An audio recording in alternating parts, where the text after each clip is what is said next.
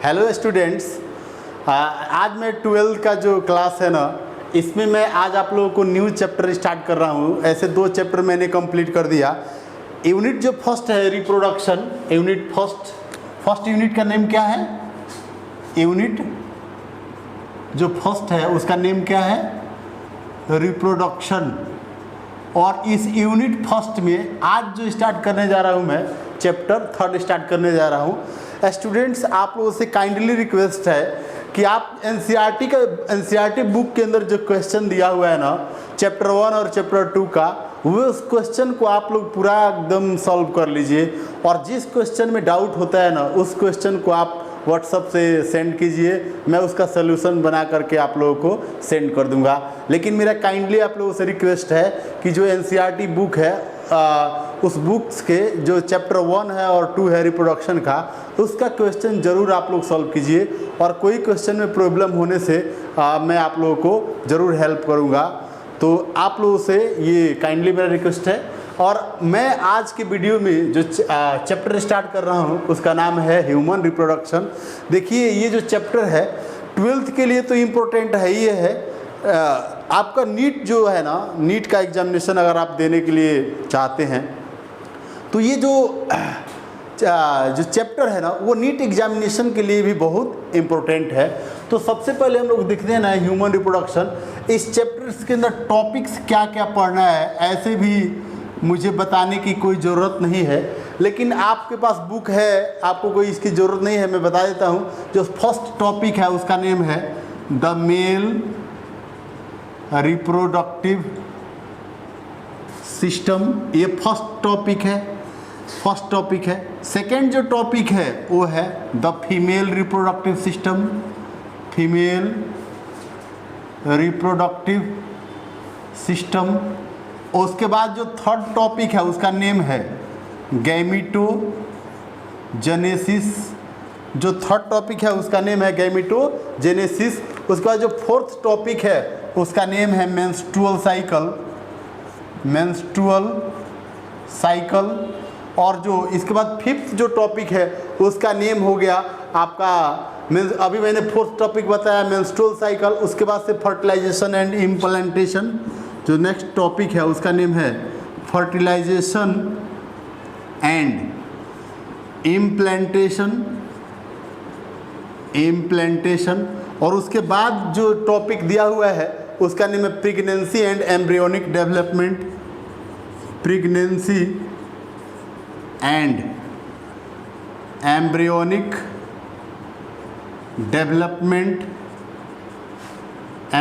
Development. और last जो topic है उसका नेम है parturition and lactation. Next topic है पार्चुरेशन एंड लैक्टेशन। तो देखिए, आपके इस बुक्स के अंदर, मतलब इस चैप्टर्स के अंदर इतने टॉपिक है। कितना टॉपिक है? टॉपिक नंबर 1 क्या है? The male reproductive system. Topic number जो 2 है द फीमेल रिप्रोडक्टिव सिस्टम। और फिर इसके अंदर जो एक्टिविटी है उसका नेम है गैमीटोजेनेसिस। तो ये सारा मैंने आप लोगों को टॉपिक बता दिया इस चैप्टर का। अब हम लोग क्या करते हैं ना, इस चैप्टर का पहले कुछ बेसिक कॉन्सेप्ट देख लेते हैं। एक्चुअली सेक्सुअल रिप्रोडक्शन का क्या मीनिंग है आप लोग तो जानते ही है, ऑलरेडी मैंने चैप्टर 2 में बताया हुआ है। वही सेम कंडीशन वही लेके चलना है हम लोग को। तो थोड़ा देख लीजिए।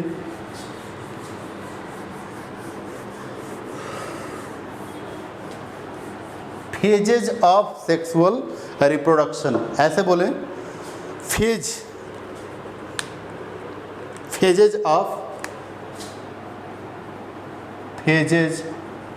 ऑफ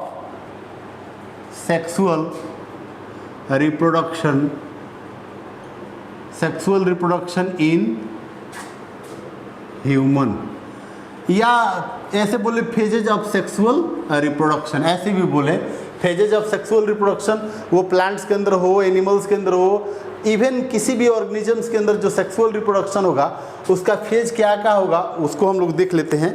इससे पहले थोड़ा सा हम बोले बेसिक कंसेप्ट में कि जो ह्यूमन बीइंग्स होता है ना, ये यूनिसेक्सुअल होता है और ये सोच करता है सेक्सुअल डाइमॉर्फिज्म। मैं यहाँ पे कुछ पॉइंट नोट कर देता हूँ। ह्यूमन बीइंग्स आर यूनिसेक्सुअल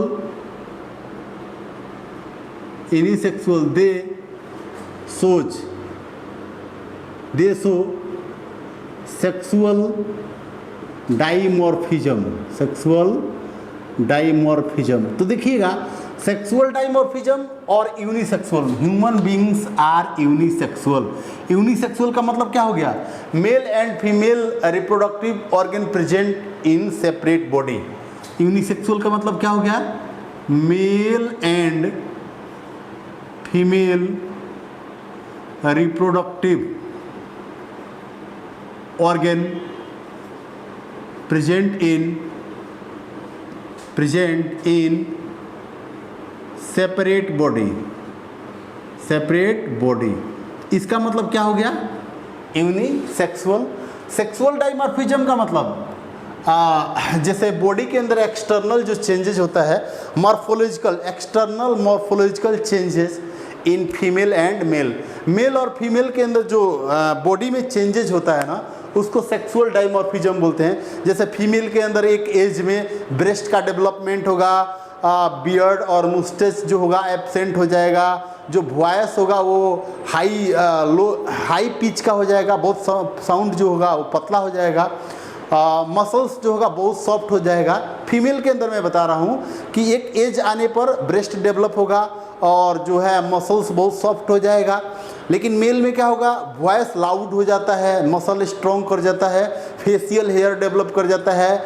तो ये सारा चीज़ वो जो है ना, वो एक एज आने पे, एक जो सेक्सुअलिटी प्यूबर्टी आने पर मेल और फीमेल के अंदर जो चेंजेस होता है ना, उसी को बोलते हैं सेक्सुअल डाइमॉर्फिज्म।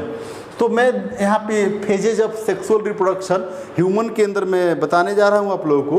तो सेक्सुअल रिप्रोडक्शन का एक्चुअली 3 फेज होगा। कौन कौन सा फेज होगा? ऐसे ही भी आपको मालूम है, जो चैप्टर 2 मैंने पढ़ाया है, इवेंट्स ऑफ सेक्सुअल रिप्रोडक्शन या फेजेज ऑफ सेक्सुअल रिप्रोडक्शन। जो पहला फेज है उसको बोलते हैं pre fertilisation, structure and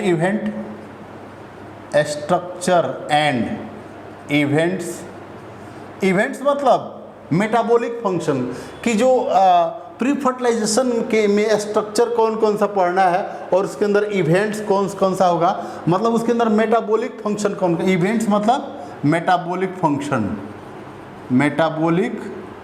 function भी बोल सकते हैं, मेटाबॉलिक फंक्शंस या ऐसे ही बोल सकते हैं फंक्शन, इवेंट्स और functions inside the reproductive system. Metabolic function यहाँ ना लिखिए, ठीक रहेगा, यहाँ पे सिर्फ रखने दीजिए pre fertilisation, structure and events. इसमें स्ट्रक्चर क्या क्या पढ़ना है थोड़ा देखिएगा।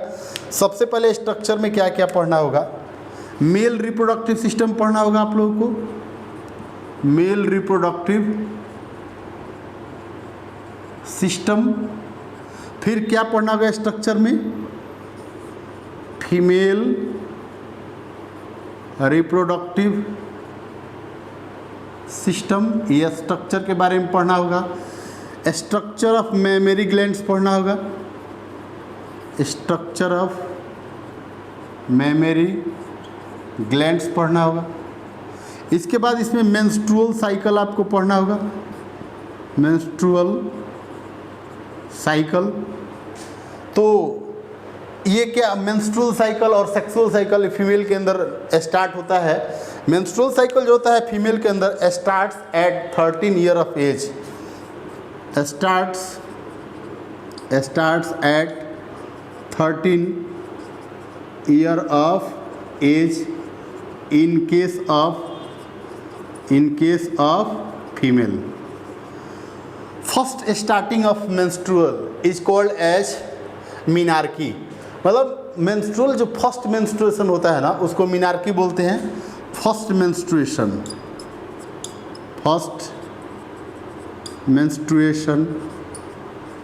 इज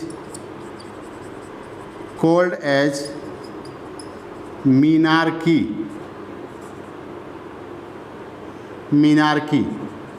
फर्स्ट मेंस्ट्रुअल को मीनार्की बोलते हैं। एंड स्टॉप जब करता है ना, when menstruation stop, when menstruation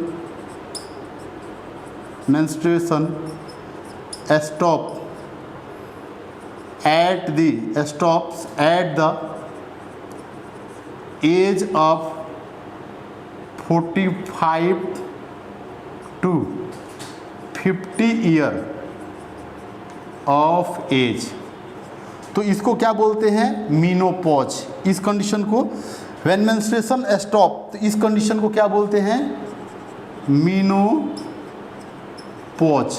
मतलब मेंस्ट्रुएशन जब बंद हो गया फीमेल के अंदर 45 और 50 ईयर्स की एज में। जनरली एनसीईआरटी के अंदर 52 ईयर दिया हुआ है, एवरेज है ये 45 और 50 या 52 ईयर्स, इसमें मेंस्ट्रुएशन बंद हो जाता है और इस कंडीशन को हम लोग क्या बोलते हैं? मीनोपॉज।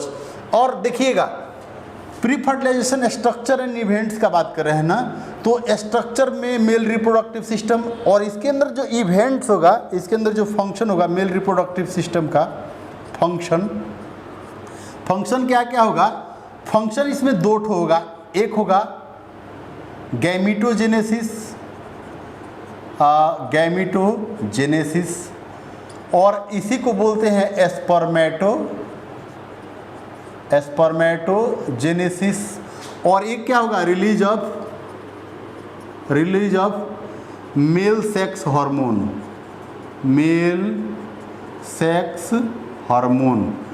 ये जो मेल रिप्रोडक्टिव सिस्टम होगा ना, वो मेल सेक्स हार्मोन को रिलीज करेगा। कैसे करेगा वो मैं बताऊंगा आप लोगों को। फीमेल रिप्रोडक्टिव सिस्टम, इसके अंदर भी क्या होगा? oogenesis का प्रोसेस होगा, oogenesis। और oogenesis मतलब एग का फॉर्मेशन होता है। इसके बाद स्ट्रक्चर ऑफ मेमरी ग्लैंड्स पढ़ेंगे। तो ये हो गया pre fertilisation structure and events. जो सेकेंड जो इवेंट्स होगा, सेकेंड, इसको बोलते हैं क्या? फर्टिलाइजेशन।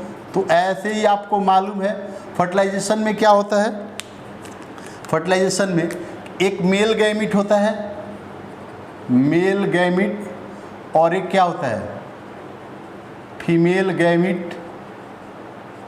और ये जब दोनों फर्टिलाइज करता है, इसके अंदर दोनों का अंदर क्या होता है? फर्टिलाइजेशन। तो क्या बनता है?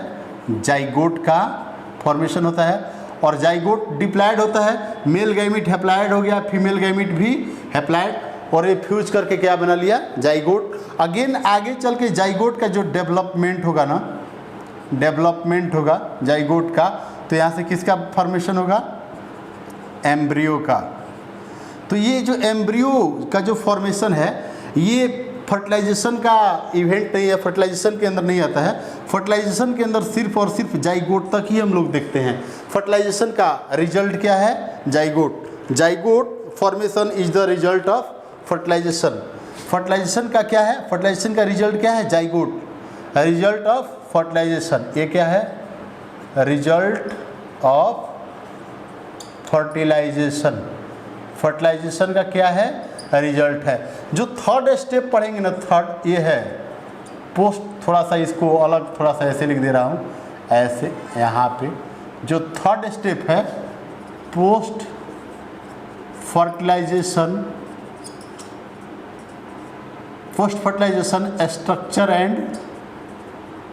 Structure and events.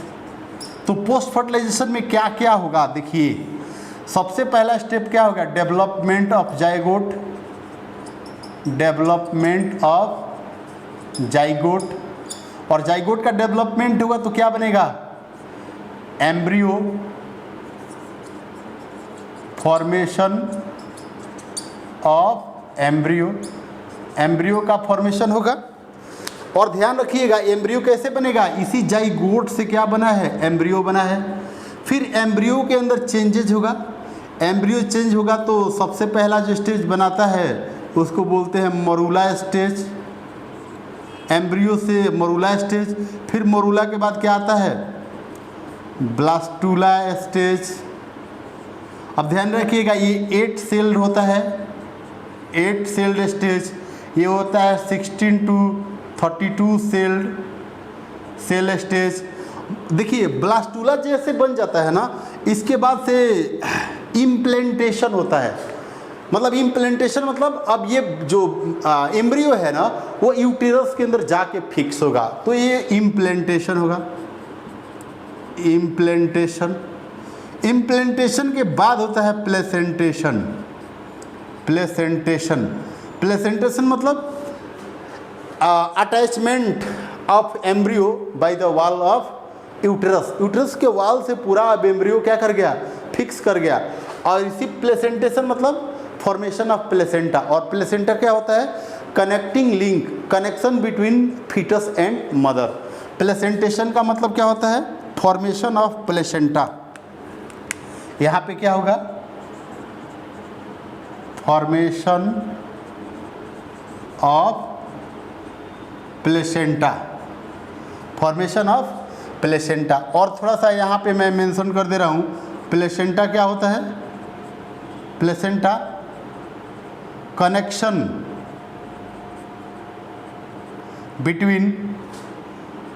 Between mother and foetus. अब फिजिकल कनेक्शन ऐसे बोल सकते हैं, अब physical connection between mother and foetus.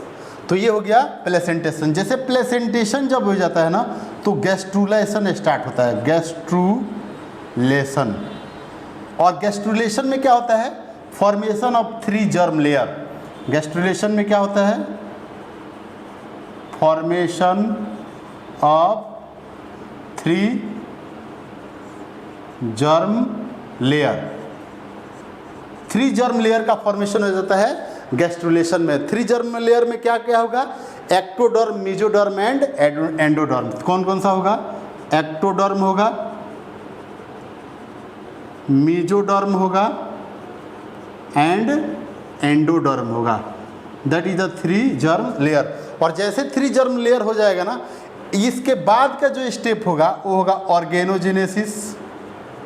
Organogenesis, और जब ऑर्गेनोजेनेसिस हो जाएगा उसके बाद पार्चुरेशन हो जाएगा, पार्चुरेशन। और जैसे पार्चुरेशन हो जाएगा उसके बाद स्टार्ट होगा क्या, लैक्टेशन। तो ये पूरा स्टेप कंप्लीट हो जाता है ह्यूमन के अंदर। यहाँ पे एक मैं छोटा सा पॉइंट नोट कर दे रहा हूँ, जेस्टेशन पीरियड। जेस्टेशन पीरियड क्या होता है, देखिए ये बेसिक कॉन्सेप्ट मैं अभी बता रहा हूँ। ह्यूमन के केस में ये बेसिक कॉन्सेप्ट है, इसको अब पूरा समझ लीजिएगा तो आपको पूरा ह्यूमन के अंदर जो रिप्रोडक्शन का प्रोसेस है ना उसको समझने में बहुत ही आसान हो जाएगा। तो जेस्टेशन पीरियड क्या होता है, द टाइम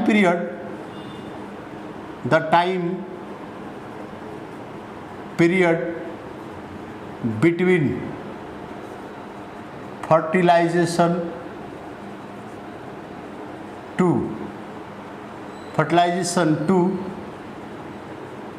पार्चुरेशन।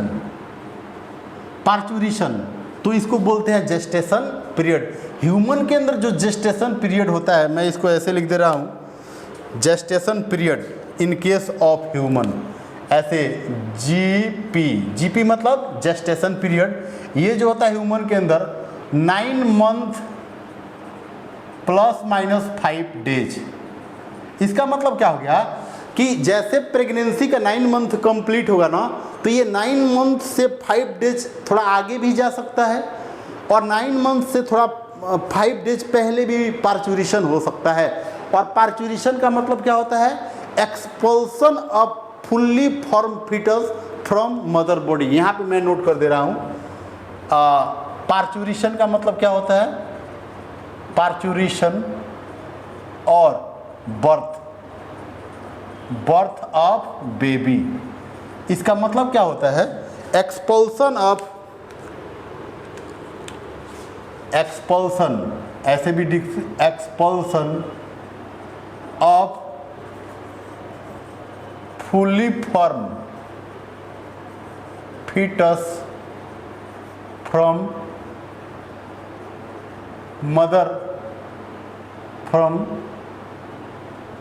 फीमेल्स, ऐसे ले बोलेंगे, फीमेल्स बॉडी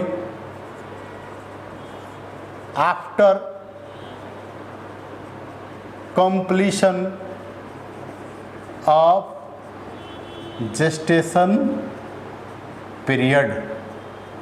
जेस्टेशन पीरियड के कंप्लीट होने के बाद जो फुली डेवलप्ड फीटस होता है या एम्ब्रियो जो होता है, या बोले कि जो फुली फीटस बेबी है, वो जेस्टेशन पीरियड कंप्लीट होने के बाद माँ के बॉडी से बाहर आता है, बाहर आ जाता है। उसी प्रोसेस को बोलते हैं क्या, पार्चुरेशन या बर्थ ऑफ बेबी। तो देखेंगे यहाँ पे कि मैंने पूरा फेज ऑफ सेक्सुअल रिप्रोडक्शन का पूरा फेज यहाँ पे आप लोगों के सामने डिस्कस कर दिया। अब हम लोग को जो पढ़ना है ना, इस चैप्टर का टॉपिक देखिएगा, स्टार्टिंग में मैंने लिखा है इस चैप्टर का सबसे पहले पढ़ना है male reproductive system, structure of male reproductive system, कितने पार्ट से मिलकर बना होता है।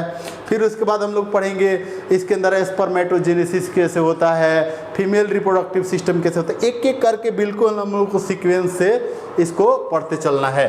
तो मैं फर्स्ट यहाँ पे आप लोग के सामने अब डिस्कस कर देता हूँ structure of male reproductive system. इतना तो आप लोगों को समझ में आ गया होगा, मुझे विश्वास है। अगर कहीं प्रॉब्लम होता है तो आप फिर से आप जो है कॉल कर सकते हैं। आपको कोई भी प्रॉब्लम होगा तो आपका जो है वो सॉल्यूशन किया जाएगा यहाँ से। आप थोड़ा भी घबराएं नहीं, अच्छा से पढ़ाई करें घर में बैठ के। कोविड-19 को देखते हुए भी आप लोगों को थोड़ा सतर्क रहना है और घर में पढ़ाई भी करते रहना है। तो मैं यहाँ पे आप लोग के सामने अब नेक्स्ट जो टॉपिक डील करने जा रहा हूँ वो है structure of male reproductive system. तो यहाँ पे टॉपिक ऐसे ही कर देते हैं, मेल रिप्रोडक्टिव सिस्टम, जो आपका फर्स्ट टॉपिक है चैप्टर का, जो फर्स्ट टॉपिक है मेल रिप्रोडक्टिव सिस्टम। तो कितने पार्ट से मिलकर बना होता है? Male reproductive system consist of following parts: male reproductive system of human being, male reproductive system of human beings are made up of by following parts। कौन कौन सा पार्ट्स है मेल रिप्रोडक्टिव सिस्टम का? फर्स्ट जो part है, यहाँ से मैं हेडिंग कर दे रहा हूँ फर्स्ट पार्ट, इसको बोलते हैं primary sex organ. Primary sex organ, ध्यान रखिएगा मेल रिप्रोडक्टिव सिस्टम का प्राइमरी सेक्स ऑर्गेन क्या होता है। तो देखिएगा जो मेल रिप्रोडक्टिव सिस्टम है उसका जो प्राइमरी सेक्स ऑर्गेन होता है उसको बोलते हैं हम लोग टेस्टिस। फर्स्ट इसमें ए कर दे रहा हूँ, ए हेडिंग। जो प्राइमरी सेक्स ऑर्गन है ना उसको हम लोग बोलते हैं टेस्टिस। देखिएगा स्पेलिंग पे यहाँ पे बहुत ध्यान दीजिएगा, TES लिखा हूँ, टेस्टिस। तो ये प्लूरल वर्ड है, टू होता है, टू इन नंबर। ह्यूमन के अंदर टेस्टिस का नंबर कितना होता है? 2 इन नंबर। और ये जो टेस्टिस होता है ये सिचुएटेड होता है कहाँ? Inside the scrotum, outside the body. Testis primary sex organ क्या हो गया? टेस्टिस। इसका वर्क क्या होता है? टेस्टिस का फंक्शन, चलिए यहाँ पे देखिए फंक्शन क्या होता है? सबसे पहला स्पर्मेटोजेनेसिस।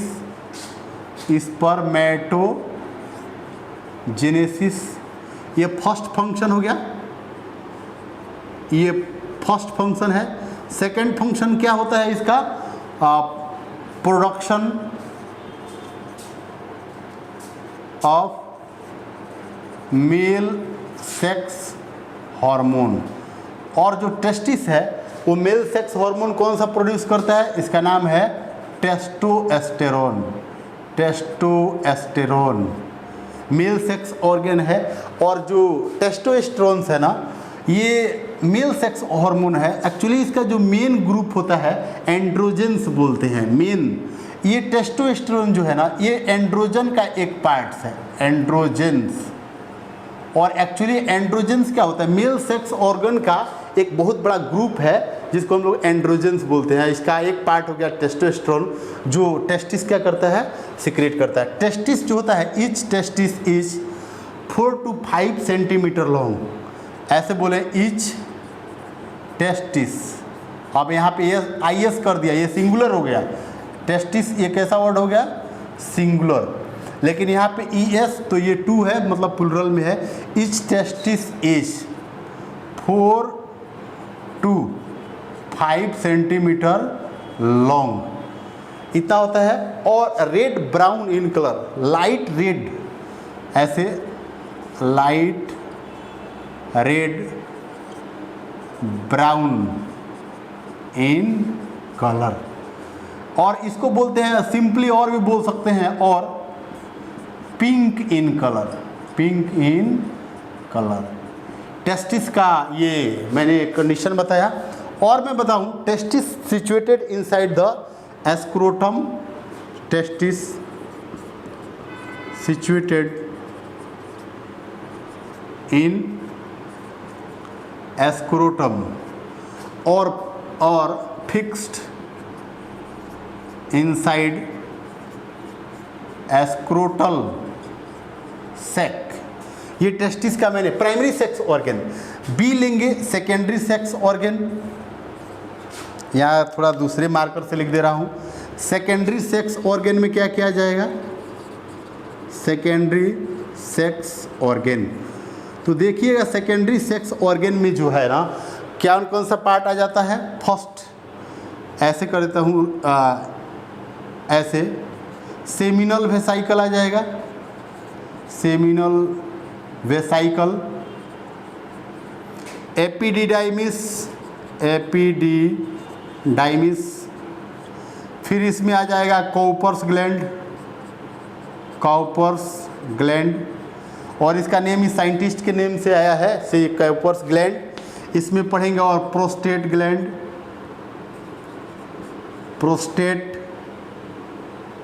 Prostate gland.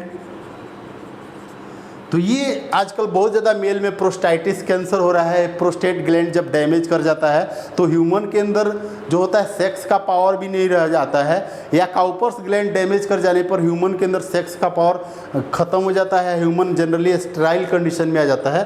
तो ये जो प्रोस्टेट ग्लैंड है, इसको आप लोग अंडरलाइन कर लीजिएगा, ऑब्जेक्टिव क्वेश्चन आया हुआ है, बहुत इंपॉर्टेंट है। प्रोस्टेट ग्लैंड और Cowper's gland. Actually Cowper's gland जो है ना, ये सुपरफिशियल मतलब फ्रिक्शन को कम करता है ड्यूरिंग कॉपुलेशन। जैसे हम कॉपुलेशन के कंडीशन में पेनिस को एंट्री कराते हैं फीमेल रिप्रोडक्टिव पार्ट्स के अंदर, तो जो काउपर्स ग्लैंड है ना, ये फ्लूइड को सिक्रीट करता है, जिससे फ्रिक्शन लेस मूवमेंट होता है पेनिस का। तो इसका मैं आगे चल के बहुत डिटेल्स में पढ़ाऊँगा।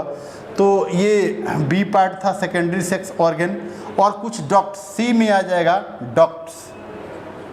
कौन कौन सा डक्ट्स है, जो ट्यूब्स है, डक्ट्स या ट्यूब्स, जिसके थ्रू लिक्विड का सिक्रीशन या फ्लोइंग होगा। तो डक्ट्स में फर्स्ट जो आ जाता है इसमें वास डिफरेंस, ये डक्ट हो गया। Urinogenital, urinogenital duct. और लास्ट में होता है यूरिथ्रा, यूरिथ्रा। और इस यूरिथ्रा को हम लोग बोलते हैं क्या, पेनिस। और मेल के अंदर यही पेनिस जो है ना, इसको बोलते हैं कॉपुलेटरी ऑर्गन, कॉपुलेटरी ऑर्गन। और इसी कॉपुलेटरी ऑर्गन के थ्रू ये क्या करता है, इंसेमिनेशन का प्रोसेस होता है। Copulatory organ helps in insemination, helps in insemination. और इंसेमिनेशन क्या होता है, transfer of male gamete. Insemination का मतलब क्या होता है, transfer of male gamete inside the female reproductive part, inside the female reproductive part. तो इसको बोलते हैं क्या, इंसेमिनेशन। कॉपुलेशन को यहाँ तक हम बोल सकते हैं। तो अब देखिएगा, ये मैंने आपको पढ़ाया सेक्स ऑर्गन, जो primary sex organ, male reproductive system के अंदर कौन कौन सा पार्ट होता है। अब हम लोग, तो स्टूडेंट्स अभी मैंने बताया आप लोग को इंसेमिनेशन क्या होता है, पेनिस क्या होता है, मैंने जितना मेल रिप्रोडक्टिव सिस्टम का जितना पार्ट था मैंने बता दिया। अब थोड़ा देखिएगा स्ट्रक्चर कैसा होता है। ये जो स्ट्रक्चर मैं बता रहा हूँ, आउटर स्ट्रक्चर, इंटरनल स्ट्रक्चर नहीं बता रहा हूँ, जनरली आउटर स्ट्रक्चर कैसा होता है, पूरा स्क्रोटल सैक के अंदर जब टेस्टिस सिचुएटेड होता है, स्ट्रक्चर कैसा होता है। ये जो है स्क्रोटल सैक, ये स्क्रोटल सैक्स है या स्क्रोटम बोलते हैं जनरली, और ये ऊपर जा करके ना ये एब्डोमिनल कैविटी से ज्वाइंट रहता है। ये पार्ट, ये थोड़ा मैं मिटा दे रहा हूँ, ये जो ऊपर वाला पार्ट है ना, ये ऊपर वाला पार्ट, इसको, ये ऊपर वाला पार्ट जो है, ये पूरा ऊपर वाला पार्ट, ये एब्डोमिनल पार्ट है ऊपर का, जो एब्डोमिनल पार्ट है। तो ये वाला ये जो स्ट्रक्चर मैं दिखा रहा हूँ, स्ट्रक्चर ये वाला, तो ये देखिएगा बीच में एक पार्टीशन होता है, स्क्रोटम के बीच में ये पार्टीशन होता है, इसको बोलते हैं scrotal septa, scrotal septum. Septum बीच में एक डिवाइडर है ना, उसको सेप्टम बोलते हैं। और ये स्क्रोटल सैक है, दो जो बड़ा बड़ा स्ट्रक्चर दिख रहा है ना, इसको बोलते हैं स्क्रोटल सैक। तो इसको लिख दे रहा हूँ, स्क्रोटल सैक। और इस स्क्रोटल सैक के अंदर ध्यान रखिएगा, ये जो होता है ना, ये टेस्टिस क्या होता है, सिचुएटेड होता है। एक टेस्टिस इसमें और ये वाला टेस्टिस इसमें होता है। दोनों टेस्टिस बिल्कुल एग्जैक्टली इक्वल साइज का नहीं होता है, थोड़ा छोटा बड़ा होता है ना। और ये जो टेस्टिस है, टेस्टिस ये वाला क्या हो गया, टेस्टिस, टेस्टिस हो गया। और ये टेस्टिस इस स्क्रोटल सैक से एक टिश्यू से फिक्स्ड होता है, टिश्यू से यहाँ पे फिक्स्ड होता है। इस टिश्यू को बोलते हैं ग्यूबर्नाकुलम, ग्यूबर्नाकुलम। इस टिश्यू को क्या बोलते हैं, ग्यूबर्नाकुलम। इसका वर्क क्या होता है, इट फिक्सेस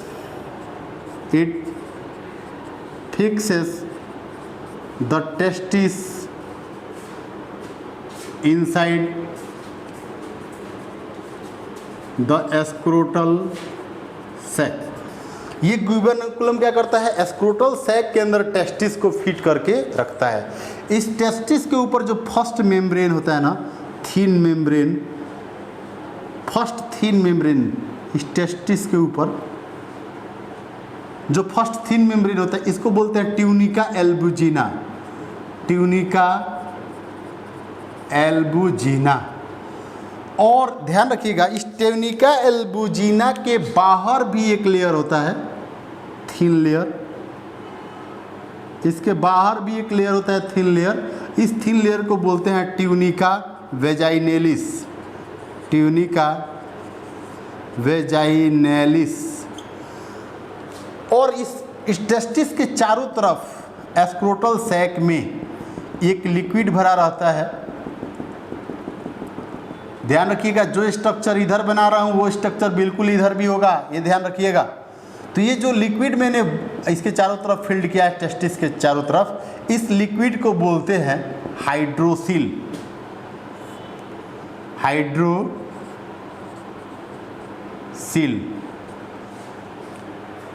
क्या बोलते हैं इसको, हाइड्रोसिल। जो लिक्विड भरा है उसको हाइड्रोसिल बोलते हैं। लेकिन ये जो कैविटी है ना, ये जो कैविटी जिसके अंदर हाइड्रोसिल भरा है, इस कैविटी को बोलते हैं वेजाइनल सीलोम। इस कैविटी का नेम क्या हो गया, वेजाइनल सीलोम। क्या बोलते हैं इसको, वेजाइनल सीलोम।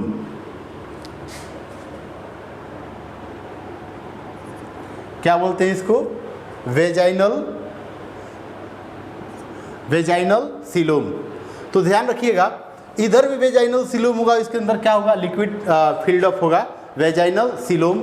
एक चीज देखिएगा, ये जो ट्यूब लाइक स्ट्रक्चर मैंने दिखाया ना, इसका नाम है स्पर्मेटिक कॉर्ड, स्पर्मेटिक कॉर्ड। इसका वर्क क्या है? Through spermatic cord, through spermatic cord all the nerves and blood capillaries passes all जितना भी नर्व्स होगा, ब्लड कैपिलरीज होगा, वो क्या होगा? इस स्पर्मेटिक कॉर्ड्स के थ्रू पास करेगा। जैसे नर्व्स हो गया या ये ब्लड कैपिलरीज हो गया, ये ब्लड कैपिलरीज है और इसके थ्रू बीच बीच से ये ऐसे नर्व्स भी पास करेगा। तो इस स्ट्रक्चर को, और ये जो ब्लड कैपिलरीज है, नर्व्स है, वो जितना है वो सब टेस्टिस से आकर के अटैच रहेगा। एक चीज़ और बोलेंगे, ये जो स्क्रोटल सैक होता है ना, स्क्रोटल सैक्स, इसके मेम्ब्रेन के अंदर एक थिन लेयर होता है, थिन लेयर होता है। टेस्टिस के ये जो स्क्रोटल सैक है, इसके मेम्ब्रेन में दोनों तरफ, ये दोनों तरफ पूरे स्क्रोटल सैक का जो मेम्ब्रेन है, इसके अंदर थिन मेम्ब्रेन होता है। इस थिन मेम्ब्रेन को बोलते हैं डेर्टोस मसल्स, डेर्टोस मसल्स। इसका वर्क क्या होता है? इट मेंटेन्स या it maintain the temperature of scrotal sac which help in spermatogenesis। तो ये स्पर्मेटोजेनेसिस में क्या करता है? हेल्प करता है। एक्चुअली एक यहाँ पे एक पॉइंट बोले कि जो टेस्टिस होता है ना, वो एक्स्ट्रा एब्डोमिनल लोकेशन पे सिचुएटेड होता है या एक्स्ट्रा एब्डोमिनल पोजीशन में होता है। टेस्टिस यहाँ पे लिख दे रहा हूँ, testis situated in scrotal sac in extra abdominal position, extra abdominal position. और इससे क्या होता है? It lower the temperature of scrotal sac from scrotal sac 2 degree celsius less than, यहाँ पे मैं लिख दे रहा हूँ, celsius less than body temperature, less than body temperature. और ये क्या करता है? Which help in spermatogenesis. ये क्या करता है? Helps in spermatogenesis. तो ये एक्स्ट्रा एब्डोमिनल कंडीशन में होता है। टेस्टिस जो होता है ना, वो एक्स्ट्रा एब्डोमिनल पोजीशन में होता है और दोनों जो पेल्विक गर्डल है या जो एब्डोमेन है उसके नीचे हैंगिंग पोजीशन में होता है, बॉडी से बाहर होता है। तो क्यों होता है? क्योंकि ये जो डेर्टोस मसल्स है ना, वो स्क्रोटल सैक के टेम्परेचर को 2 डिग्री सेल्सियस, मतलब हम लोग का जो बॉडी टेम्परेचर है ना, हम लोग के बॉडी टेम्परेचर से जो स्क्रोटल सैक है इसका टेम्परेचर 2 डिग्री सेल्सियस कम होता है। मीनिंग हम लोग का जो बॉडी टेम्परेचर है, कांस्टेंट बॉडी टेम्परेचर कितना होता है? 37 डिग्री सेल्सियस। तो बॉडी के टेम्परेचर से 2 डिग्री सेल्सियस कम होगा, मतलब इसका जो टेम्परेचर होना चाहिए 35 डिग्री सेल्सियस होना चाहिए, जो स्पर्मेटोजेनेसिस प्रोसेस के लिए रिक्वायर्ड होता है।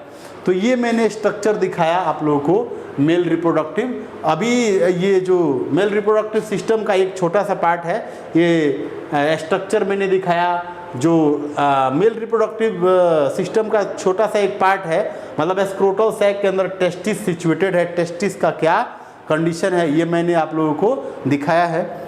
इसके बाद हम लोग थोड़ा सा यहाँ पे जो डायग्राम लेंगे, इंटरनल स्ट्रक्चर ऑफ टेस्टिस। इसके बाद देखिए, इसके बाद हम लोगों को जो पढ़ना है वो है इंटरनल स्ट्रक्चर ऑफ टेस्टिस। तो आज का ये वीडियो आप लोगों को समझ में आ गया होगा, मुझे विश्वास है। अगर नहीं समझ में कुछ भी पॉइंट, अगर कोई भी डाउट होने से ना, आप तुरंत मैसेज कीजिए, आपके डाउट का सलूशन किया जाएगा। तो ये मैंने पढ़ाया टेस्टिस का जनरली स्ट्रक्चर दिखा दिया कि टेस्टिस स्क्रोटम में कैसे सिचुएटेड होता है। आज के वीडियो में मैंने आप लोगों को इतना ही बताया। नेक्स्ट क्लास में मिलेंगे तो पढ़ाएंगे आप लोगों को internal structure of testis, internal structure of testis, ये याद कर लीजिए। ये टॉपिक हम लोग को पढ़ना है नेक्स्ट वीडियो में। आज के लिए इतना ही, थैंक यू।